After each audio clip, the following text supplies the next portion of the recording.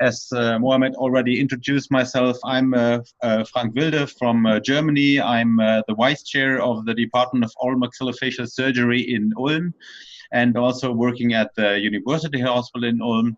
And today I want to present the way how we are treating our orbital reconstructions by computer-assisted surgery, and I want to go through the workflows we usually use in our hospital.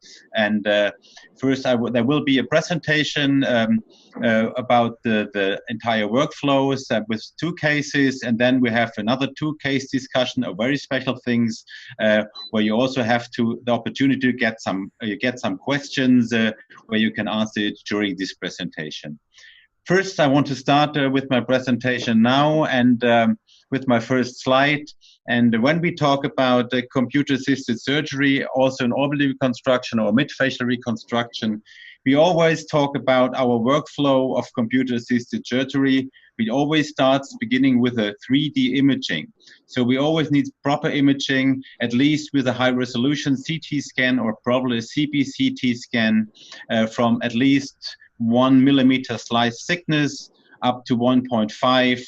If it's getting more than 2 millimeters, it's getting hard to do proper planning, and even when you go for patient-specific implants, it's even getting harder doing like this.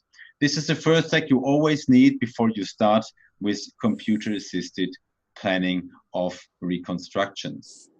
The next steps is then we always have to do the planning. For this, you need computer software. There are different computer software available on the market, and for planning and simulation. So you are creating segmentation, you're creating models, virtual models, you're doing virtual reconstructions, and you also then afterwards are printing out probably models with easy. Then you can pre-bend your implants, or you can even go a step further on with designing surgical guides and also patient-specific implants, also in the combination of all of them.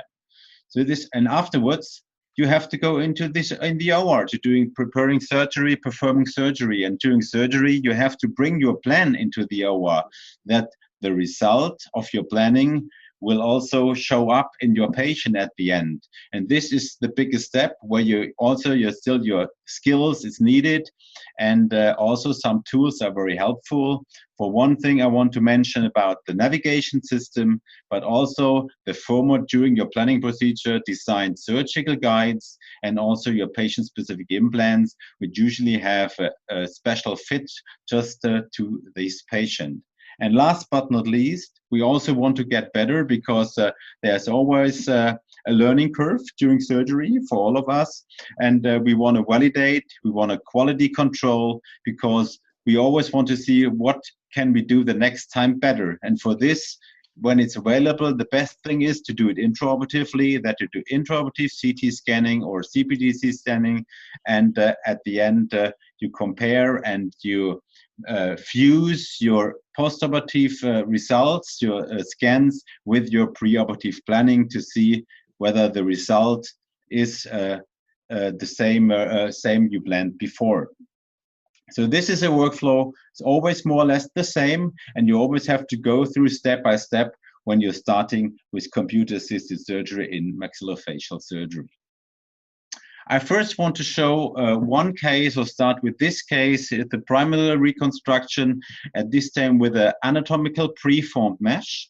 And we usually use, in these cases, the software from BrainLab, from the iPlan CMF 3.0.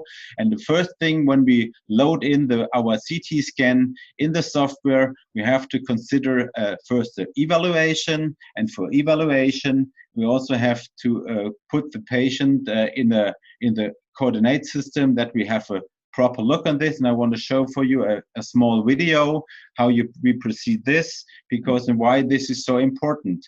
So now you have introduced the scan into the software. You can go through in a multiplanar view, which is needed, of course, to do that. And then we can see here the defect. This is another patient, as you showed before, but another case, and it's always more or less the same. Go through, look at it.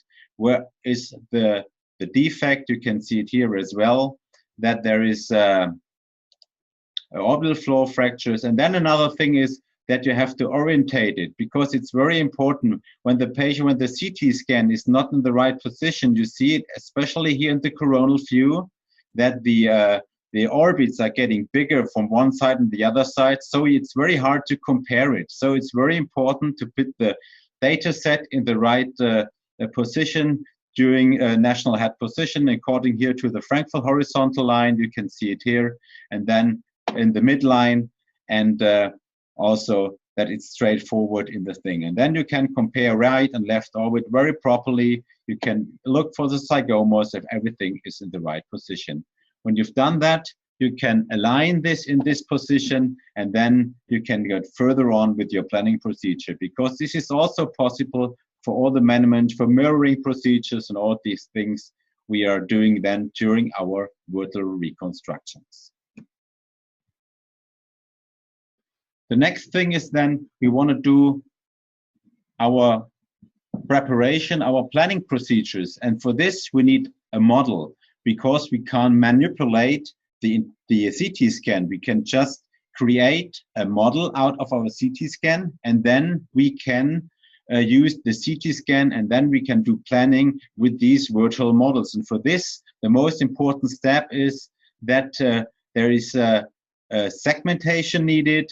And I wrote it here down, what segmentation means. So that you have a creation of related regions here by voxels, and that you can get a virtual model as you can see it here. And one good thing out of the BrainLab software, that this is an auto segmentation procedure, which is be done by one more or less click on the computer, and then you can here segment more or less the entire skull to surgical units, not to anatomical bones, which is also very important, like this.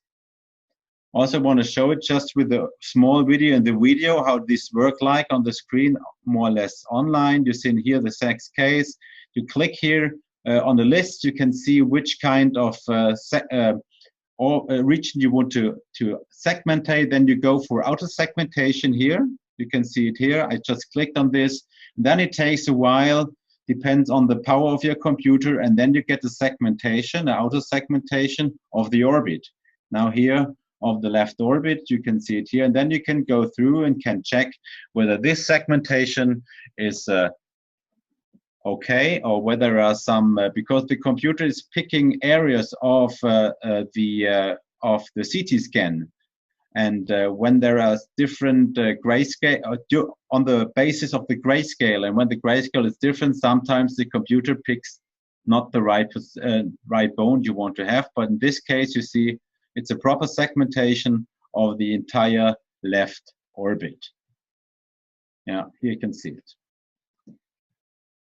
And this is important for the next step.